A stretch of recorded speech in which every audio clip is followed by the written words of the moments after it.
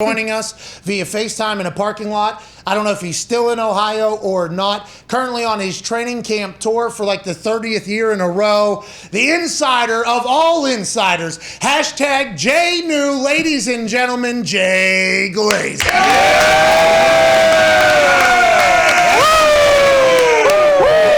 Here we go. Hi, everybody. Hey. Yep. Got a lot of fans out here. Are you in I Ohio? have no idea where the fuck I am right now. Are you in Ohio right now still? Where are you driving around at? I'm in Ohio. Yeah, I'm going to Cleveland. Okay. And then tomorrow I'm going to go to Pittsburgh. What? And I'm not really sure from there. Okay. Well, the training camp tour rolls on. You're at Hall of Fame weekend, obviously in Canton. A lot of your friends going in and getting to hang out. How was the weekend as a whole? And congrats to you on getting the nod to be, I believe, the mental health advisor for the Hall of Fame. On the board, yeah. Congratulations, Yep. Jay. Oh, Jay. That's huge, Jay. That's awesome. Thank you, man. Yeah. No, ahead. that's the biggest thing. Well, look, the biggest thing that happened for us this weekend was Jimmy Johnson getting in. I mean, if you guys saw that, like, man, that whole, you guys didn't even know that whole night, but you guys saw when Jimmy cried on, TV when he got the Hall of Fame. What you didn't see, and I know Fox put it out somewhere, is afterwards, the after party. We all go to, it was like The Hangover.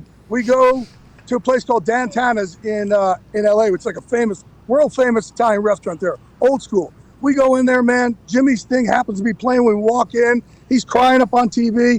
Well, the whole place starts throwing napkins up in the air. I get up on the back of the seat. I'm singing Happy Hall of Fame, Coach Johnson. This dude from ZZ Top walks over. He sits down. He starts playing with us. I mean, it was unbelievable. And it just went on and on and on. And, man, it was just cool. There's something about Jimmy where, like, at least for me, like, he's our coach. You just want his validation. I'm sure you guys have had coaches like that, right? Where, man, you just want to get their validation. That's what makes him a great coach.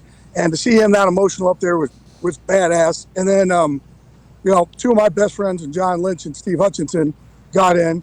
But I'm a little pissed off at Lynch right now, to be honest with you. Why? What happened? You guys good friends. I saw pictures from way back in the day of you two together. Yeah, well, this guy went Sammy the Bull on me. Like, I may or may not have spilled red wine all over his gold jacket at Hutch's party, okay? A crime has not yet been fully solved, because immediately when it happened, Rondé Barber said, oh my God, was that me or you? I'm like, fuck, I don't know. And except Lynch did a story and is like, yeah, my knucklehead buddy spilled red wine all over my jacket. So it's like he drove the white Bronco right to the police station. Like, Lynch, don't fucking put my name out there. He went Sammy the Bull. And so it was his first day having the jacket. And we were like getting a picture, and I spilled wine, but he was holding the jacket in his arm. And he's like, Glaze, I got red wine all over me. And I'm like, who gives a fuck? It's on your shirt. Not knowing it's all over the gold jacket. Yeah. Yeah, and the good news about red wine, very easy to get out. Right? Yeah, that's David Baker probably looked at that thing, was so mad. And before we move along with the weekend, we should talk about the mental health board. I mean, this is huge, Jay. This is a massive ordeal. Congratulations. You're part of the Hall of Fame now, and it's very important as well. What will you be doing with that, and what does the job title say? Yeah, I'm on our board for mental health, and they're going to partner with MVP also. So where they're really helping us is they're going to give us benefits to our combat vets to help them out as well. But the same thing, they're going to have us help them. And look, I just had like our first meeting the other day, and I walk in there, and it's funny because everybody in there are clinicians, and then me. So I'm like, you got to have, a crazy person who knows how to talk about crazy. And that's really why I'm there. But the coolest thing for me is this weekend, running into players who I've known for a long time, and then now knowing what I'm doing, and turned around to me saying, hey, Glaze, I saw what you're doing. Nobody knows this, but I had a gun to my head 2 months ago. Oh. I need your help. Yeah. And these guys I'm friends with. Or I had another guy I was talking to. I said, hey, how are you doing in retirement? He said, great, man. He said, I'm enjoying it. I said, great. That's what I want to hear. Because all these players, right, you have spilt the blood. Right, and you earn the right to go enjoy it and find the right business for you. Too many guys, they want to find that team, because when you don't have the team, life is scary. So they try and find the wrong team, just any team, right? So I said, I'd love to hear that you're just enjoying it. And he said to me, okay, can I be real with you? I'm not. I'm just saying this to people. He goes, I don't know how to handle retirement. I don't know what I'm doing. Like, I don't know how to deal with it. And I said, look, man, it's, I understand you, because in order to, like, both you guys to be on this level that you play in the NFL, you guys got to be crazy going in. You cannot be on this level and not be crazy. Concur. You cannot be great and not be crazy. You also need a level of darkness to push you past everybody else that you beat now. Well, all of a sudden you lose that team in uniform. That darkness doesn't fucking go away. It doesn't just disappear. And all of a sudden we're supposed to put it in a box over here and just fit in with society. And that's scary. So at least you have somebody myself who I could tell you I understand you. You're not alone. I get it, and I could help walk you through it. And Crank, hey guys, the other issue for you guys, like, look, I'm 51, right? And I still spar every week. I have my fight team. I'll never not. Couture is 57, my training partner. Mark Kerr is 51. Chuck Liddell's 51. Our asses are old. We'll never not do it, because we need that for, to help the roommates in our head talk nicely to each other. For you guys, when football ends, it's not like you're going to have a, train in the park together. It's done. And I can't picture how fucking painful that has to be for both you guys to do something your entire life, and all of a sudden, zip, we're done. I couldn't fucking handle it. And that's why to this day, with all my injuries, I'm still fucking sparring. I'll never not. I need that team. So I'm here to help these guys understand, man. I fucking get them. I get their darkness, right? There's nothing wrong with it. That darkness allows you to be great on a certain level, but now you got to use that fucked upness to empower you in your next step in life. That's awesome, Jay. Go ahead, AJ. Yeah, I mean, speaking of darkness, I was thinking of head coaches in the NFL. If you can get them to start opening up about mental health issues, I think that'll be a giant step, because players probably feel the stigma and they don't want to be judged by the coaches. But going back to the head coaches, you have such a good relationship with so many head coaches in the NFL, the access that you get. What's it like, or are there any coaches that you just haven't opened up yet to you that you keep trying and they're guarded or they don't let you in? Because I feel like anywhere I've ever been, you're riding the head coaches. You're sitting shotgun riding to practice. I got my own set of rules a lot of times there. No, I'm usually, it's pretty good wherever I go. Kind of get my own set of rules, just because I kind of established that early on. And again, I haven't been like your normal insider. I've trained 6 of these teams in MMA. I've helped a lot of these guys move up the ranks and help them get their head coaching jobs or coordinator job, or link people together. So no, for the most part, I have my own pretty funny set of rules when I go around. And it's funny too, now when I go around a training camp, because I usually go out with the head coach pretty late. So assistants will call and go, hey, when are you coming to town? I say, well, I'm coming in next Tuesday. Can you come this Thursday? Why? We really need a night off. And we know if you come to town, you and the head coach can go out all night, and he always cancels practice the next day because you guys are just too fucked up. So it happens like clockwork to a bunch of different places, which is, I don't know how you really describe that part, but yeah, it's like a reunion every time I go somewhere, so it's good. But there's a respect. There's no coach who will block me out or shut me out or anything like that. Look, I had both Spygate videos with the Patriots, and if I want to talk Bill Belichick, we'd be great, no problem. Hey, Jay, you mentioned helping coaches get head coaching positions. Can you explain how that works? I'm sure there's many different ways that you can help guys. Man, so when guys I've been doing it for a long time, where and guys I believe in, not just so I am a source of somebody or something like that, but guys who deserve that shot. There used to be there's one guy who's a very successful head coach right now. I'm not going to say it, but I called another team and I said, hey, do me a favor, bring this guy in for a head coaching interview just to get the words head coach next to his name so somebody else would want to dance with their prom date. And they're like, we don't want him. We're not looking for a defensive coach. I'm like, I don't care. I just need him out there, put him up there, and then afterwards, say it's a great interview. I just need to get, that attention. And they're like, yeah, we'll go do that. This guy kills the interview. And they call me back and they say, best interview we ever had. I said, okay, great. Any change your hiring? No, we're going to go an offensive coach. Well, that doesn't make any sense, but he ends up getting hired as a result of that by another team. But also, like, a GM will call and say, hey, my personality. Which one of these guys will fit best with me? Our locker room, who will I want to go to work with every day? Who will drive me crazy? So there's a lot of that too, because I do know them all so well. I just try and be a connector.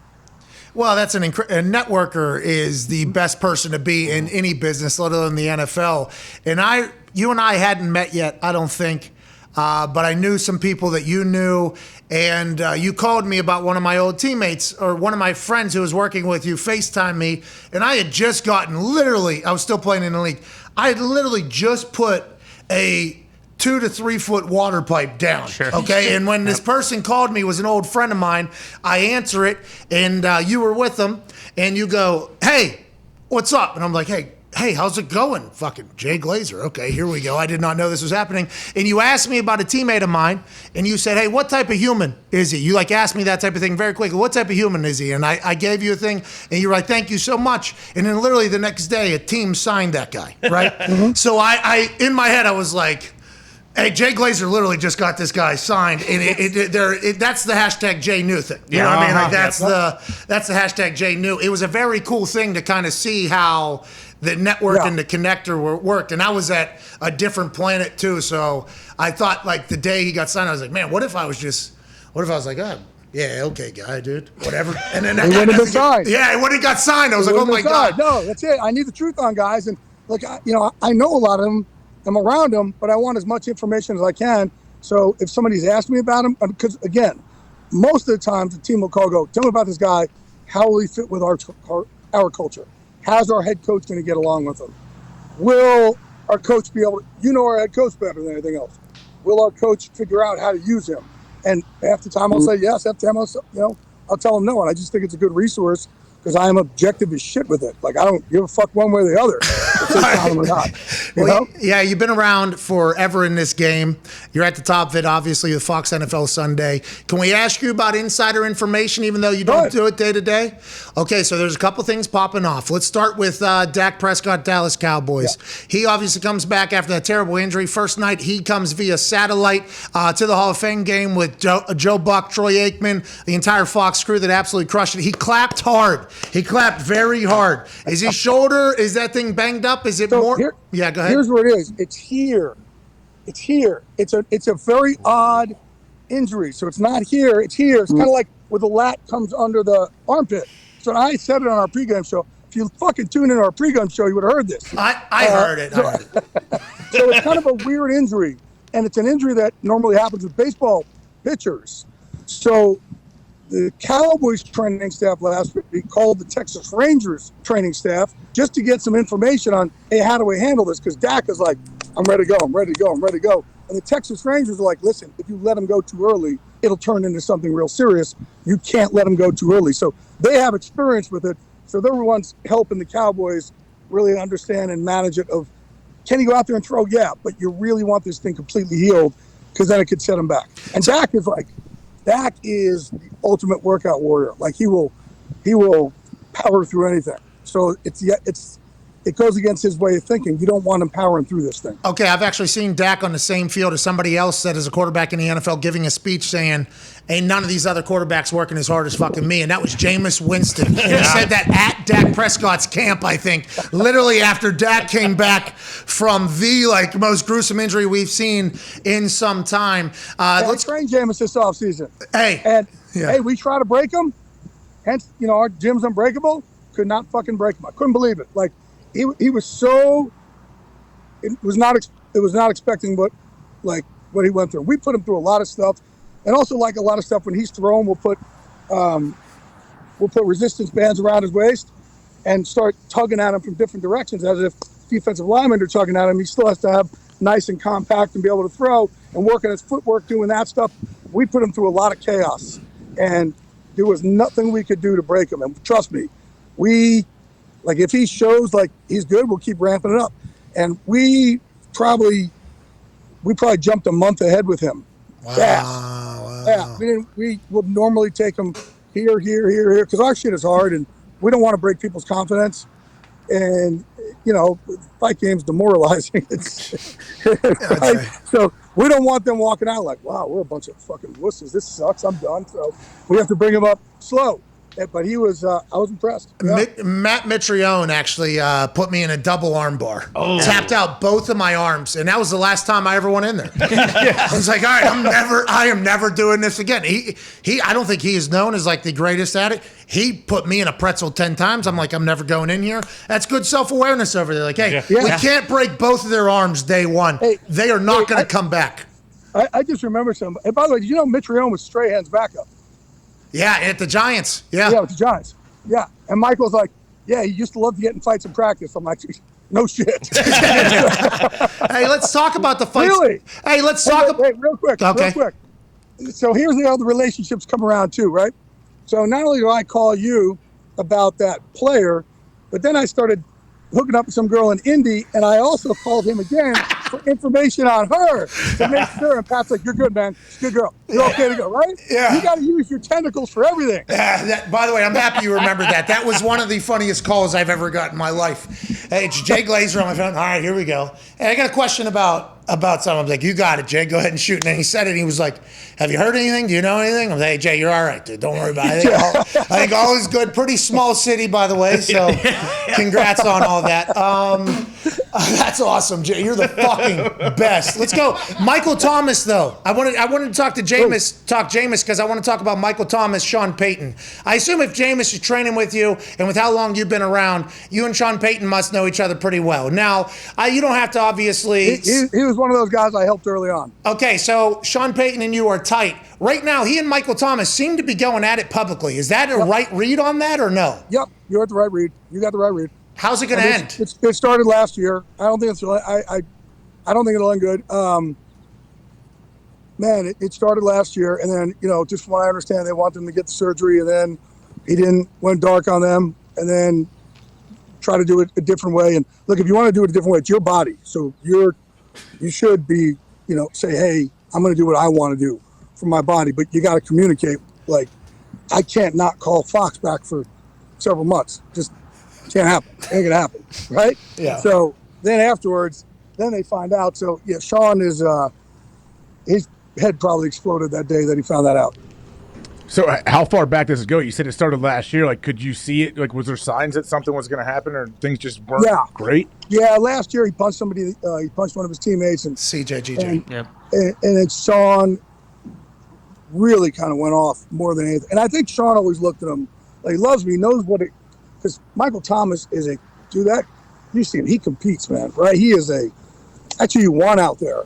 But I think in certain cases you also got to make sure a guy doesn't go so far out over here. So I think Sean tries to keep him over here somewhat controlled, and eventually things like that happen. Yeah, and hopefully they'll be able to work it out, especially for the Saints who have had to restructure a lot of things with the contract salary and new quarterback. Obviously, you want to have Michael Thomas there. You just said you don't think it's going to work out well. I'm excited to watch that thing pan out. I know the boys have a couple questions for you. Go ahead, Ty. Jay, you reported at the Hall of Fame game that if Rodgers doesn't like the situation with the front office, that they've agreed at the end of this year they will trade him. When did that come about? Because I feel like that kind of slipped through the cracks, and that wasn't really reported initially when he did sign the new contract. Yeah, and I think it's more of an agreement, like hey, we've agreed to do this. I don't know if it's in the contract, but it's more of an agreement. Now, he could also say, you know what, I'm going to elect not to look to get that trade, and I'll play out one more year, and then I'll have unrestricted free agency. Because he won't decide. If he says, yeah, I'm out, he won't really fully get to decide where he goes. Right? If they just work out a trade. So he may decide, you know what, I'll go to that one more year here, and I'll be unrestricted. That'll be one more year, I think, at the end of the year, unless something dramatic, unless somehow, some way, he and Goody go out to an Applebee's and they get drunk together and they do a whole bunch of kumbaya and they take a couple edibles and all of a sudden they love each other. I just don't see it come back around. Hey, mushrooms can get introduced into that night and make things happen much quicker if they had to. Go ahead, Connor. Yeah, Jay, what the hell's going on in Las Vegas? Like 4 executives have resigned, and also I think 3 or 4 players have retired. What's the deal over there? Yeah, I mean, look, it's the Raiders. Just because they move cities doesn't mean they're not the Raiders, right? So it's funny. It is pretty funny because they moved to Las Vegas, and everybody just assumed that they would be like a different place. It's still the Raiders, right? And now we get surprised. So Yeah, I think Bedane got burnt out. They didn't see it coming. I do know that, but I think he just got burnt out of it. And then after that, it just boom, boom, boom, boom, boom. But it's going to be that's an interesting place. And again, like we're talking about the Raiders. If we said this and they were still up in Oakland, we wouldn't really be like, a bunch of people quit the Raiders. We wouldn't really. It wouldn't really, right? Yeah. It'd be like, yeah, it's a Wednesday. You know? We're talking to Jay Glazer, #JNew. You had a great Hall of Fame weekend, I assume. Any good party stories you're allowed to say this early? Who had the best party, do you think? And can that be judged? So Steve Hutchinson, Hutch is my dude, right? He's like original gangster, man. He had a great one because it was an early one. And there was like no other party. So everybody was there. And that one was fantastic. Except me or Rondé Barber spilling. Or Rondé, allegedly. Mm-hmm. Allegedly. And our crew for that was, so Hutch, you guys know I'm friends with Guy Fieri. So was Hutch, like great friends with him. So Guy flew in for Hutch. So he was there. So we got to kind of hang with him. And so we had a little crew, Peyton Manning and Lynch and myself and Guy, and it got pretty fun and messy. Donkey songs. And then Lynch's party was, he had Lionel Richie play. All right? He had Lionel Richie. Hello. Oh, no. Isn't me you're looking for? Yeah, you nailed it, Jay. Nailed it. So that was good. Except when I walked into Lynch's party, I mean, everybody is looking at me like, shame, because I spilt wine on fucking Lynch's jacket. Yeah. So the whole family, all his friends, all his this, they're like, shame. I walked around like, holy shit, this is terrible. You know, like Marky Kane on me. And then Peyton's party last night was fucking awesome. It was awesome. It's Peyton Manning, right? He knows how to do it. It was freaking it was that one. That was the best one I've been to in a long time. Oh, I'm sure Peyton and the Mannings will enjoy hearing that. I got a lot of drunk texts from that thing this morning and I'm sure last night. I heard it was amazing. Go ahead. I'm sure you did, man. Jay, go ahead, Jay. Go ahead. You were talking about going in town and drinking with coaches. If you had to go to an event, a drinking event, a competition with a coach, which coach would you bring? A drinking competition? Yeah. Not an NFL coach. You ready? Chip Kelly. That makes sense. Believe it. Yeah. He will drink 17 Coronas before you know it. I'm not fucking kidding. Not fucking kidding. It's unbelievable. And it's just like you're there for like 2 hours and just see him piling up. And his demeanor doesn't change. He doesn't get drunk. He just keeps going and going and going. And then you're sitting there. And one day I had Sean McVay meet us down at the beach. I'm like, hey, Chip had moved down there, so he likes this pub down there. Sean came down, and like halfway through, Sean sees what Chip's doing. He just looks at me. He's like, are you fucking kidding me? That guy's an animal. He was so impressed by it. Yeah. I would say Chip takes a kick on that one. Well, Jay, obviously Bruce Arians, because it's just, I don't know when he's not drinking, so. Calls him his vitamins. That's what he told us. I got to see him last night, which was, I freaking love Bruce, dude. He's as real as it gets, man, right? A lot of training camp schedules have been changed because the Hall of Fame parties over the last 2 days. I'm excited to watch you go to Cleveland, then to Pittsburgh and everywhere. We got to get out of here. Jay, you're the absolute best, bud. We appreciate you. I love you all. Thanks, man. Appreciate you. You too. Congrats on everything. Ladies and gentlemen, Jay Glazer. Yay! Thank you, Jay. What a legend, dude. Yeah. Man. Think about the stories. Yeah, I mean, there was one guy, basically, I said, bah. He really did that with me. Both of those situations did happen, and we did not know each other that well, so I appreciated the trust he put in me.